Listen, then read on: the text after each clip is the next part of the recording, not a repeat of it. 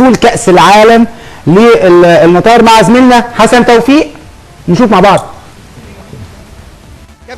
كابتن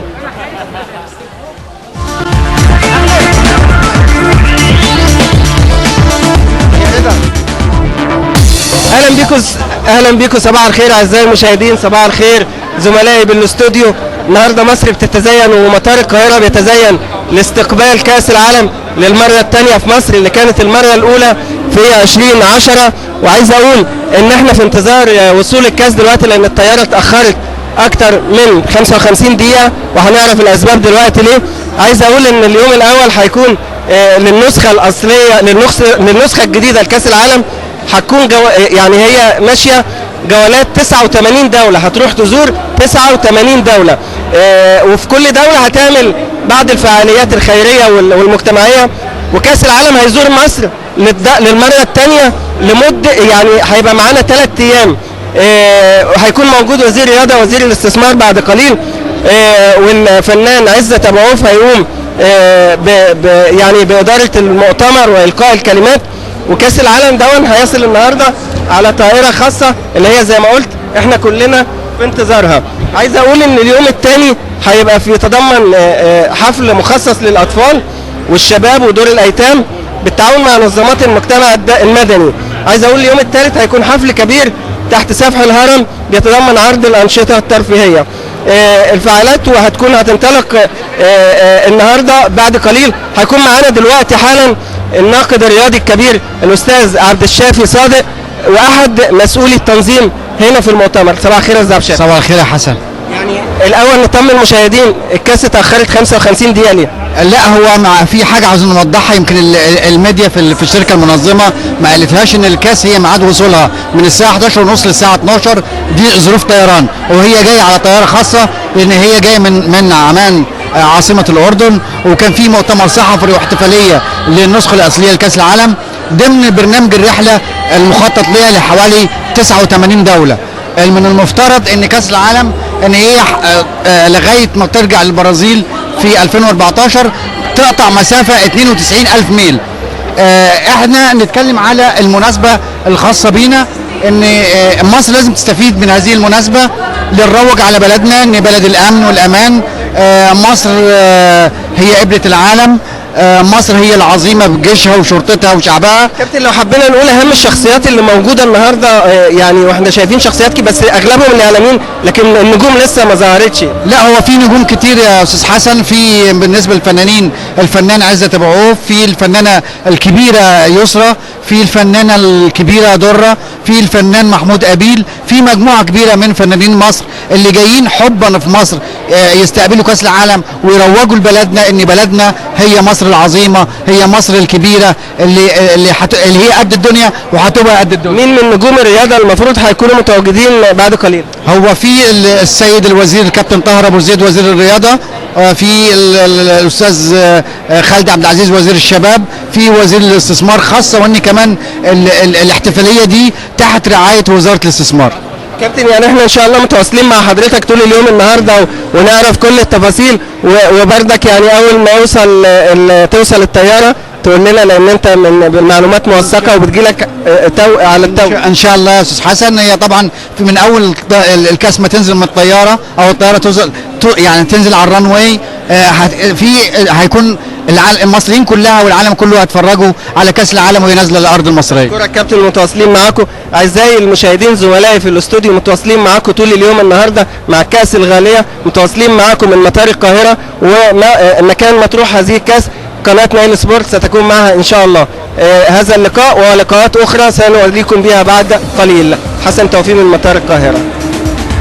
نشكرك يا حسن، وبالتاكيد احنا محتاجين لك كتير قوي النهارده، هنبقى معاك وعايزين نشوف اللقاءات والتفاصيل والحكايات والروايات الطويله اللي ليها علاقه بهذا الكاس، وهنتكلم عن بعض المعلومات عنه ان شاء الله، بالاضافه للقاءات والحوارات اللي هنشوفها ونتابعها مع زميلنا حسن توفيق. انا اسف جدا لمقاطعتك، لكن حضرتك تتابع معانا طبعا. هنروح لزميلنا حسن توفيق ونتابع معاه بعض اللقاءات او بعض المعلومات. اتفضل يا حسن.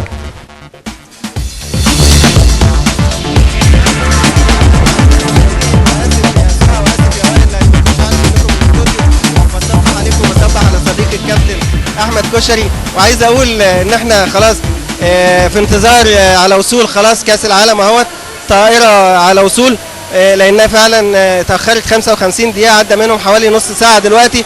بس يعني النظام هنا بجد بصراحه يعني بديع، وفي مجهود مبذول جامد جدا. موجود صاله للاعلاميين، موجود صاله الفي اي بي، كلها نجوم موجوده. بس يعني حل يعني الحواجز الامنيه، وصعب علينا جدا ان احنا نخش جوه نظرا لظروف معينه او لاجراءات معينه. لكن وانا بحضر لهذا اليوم يعني استوقفني بعض الحاجات ان جون ريميه رئيس الاتحاد الدولي لكرة القدم سنة 1928 اول من اصدر قرار باصدار بطولة كاس العالم، ودي كانت عشان تبقى بطولة مستقلة غير الدورة الاولمبية، وسجلها باسمه جون ريميه. لكن عايز اقول ان كاس العالم بيوزن 4 كيلو وطوله 30 سنتي، وبتتجاوز قيمته من 5000 فرنك سويسري الى 3000 جنيه استرليني. معانا الاستاذ ياسر التهامي الناقد الرياضي. وصباح الخير، وعايز اطمن حضرتك وطمنا عن كاس العالم، فاضل له قد ايه ويوصل، مع ان احنا عدى 35 دقيقه من ال 55 دقيقه اللي قالوا عليها. اولا صباح الخير لحضرتك. احمد كشري موجود، والاستاذ سعاد والاستاذ كشري ده حبيبي، ده انا لسه مكلمه من فتره، اللي هو احسن لعيب بيلعب في ال 18 ستريت، يعني زي علاء ميهوب ومحمد بشار، لسه مكلمه لما كنت في صفحه الرياضه قريب. طبعا صباح الخير، وانا اول مره اصحى بدري فعشان كده جيت يعني. هو المفروض ان كاس العالم هو حصل تاخير في الطياره زي ما سمعت، اللي هو كان في الاردن امبارح، وحصل تاخير، مش الهزيمه 5-0 والاجواء مش موصله ولا حاجه زي ما الناس بتقول، لكن هو حصل تاخير حوالي ساعه ل 10 دقائق. لكن هو في الطريق اللي انا سمعته، لان انت برضو في حاجات كتيره انت ما تقدرش اللي هي تحكم اللي هي اذا كانت صحيحه او لا غير ما اشوف بعيني، زي ما اتعودت، زي ما 20 سنه صحفي محترف بقول كده. فطبعا هو في وفد من الفيفا جاي، كان بيقول قبل كده انيستا كابتن برشلونه احتمال يكون موجود، بيليه احتمال يكون موجود، حد من الوفد او من الاتحاد الافريقي قد يكون. هو في دعوه لعيسى حياته رئيس الاتحاد، طبعا الاستاذ جمال علام رئيس الاتحاد، سمير زاهر او سيف زاهر، كل اعضاء مجلس الاداره المفروض موجودين. دي دعاوي شخصيات عامه، في وزراء طبعا زي ما حضرتك عارف او زي ما الساده المشاهدين عارفين، في خالد عبد العزيز هو وزير الشباب، كابتن طاهر ابو زيد وزير الرياضه، وزير السياحه هيبقى موجود زعزوع، وفي ايضا وزير الاستثمار اسامه صالح على ما اعتقد. طبعا في زعزوع هشام زعزوع ده وزير السياحه، لكن وزير الاستثمار اسامه صالح. انا اعتقد وقد اكون على يعني مخطئ او كده، ان برضو ان شاء الله في شخصيات هتفاجئنا. اتصور اللي فيه ممكن مع الكابتن محمود الخطيب يكون موجود، ممكن يكون طبعا.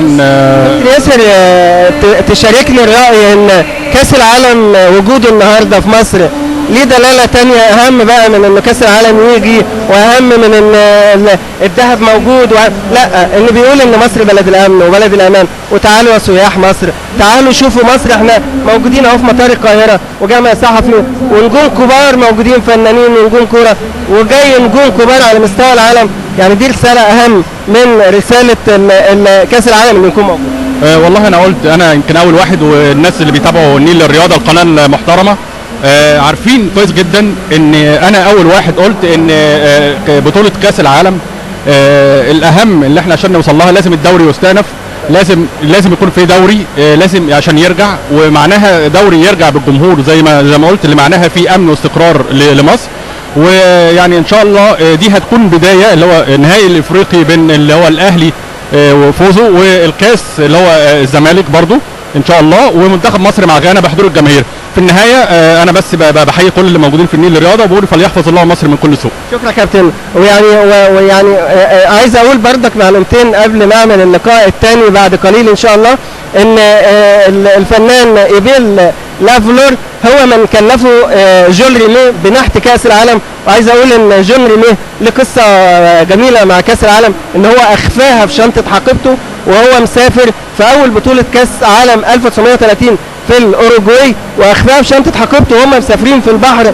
عايز اقول ان الراجل ده كان عظيم جدا ان قرر ان يكون في كاس عالم، وعظيم جدا انه بيمتعنا لحد دلوقتي، وهو مات عن عمر يناهز 83 سنه، وتوفي سنه 1996.